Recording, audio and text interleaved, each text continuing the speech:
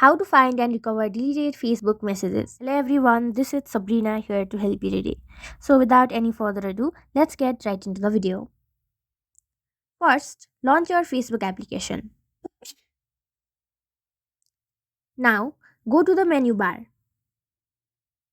After that, go to settings and privacy.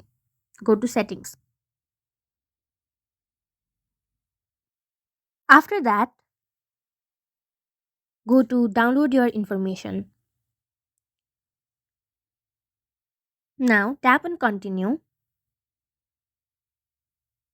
Select the information that you want to download and then simply go to download information.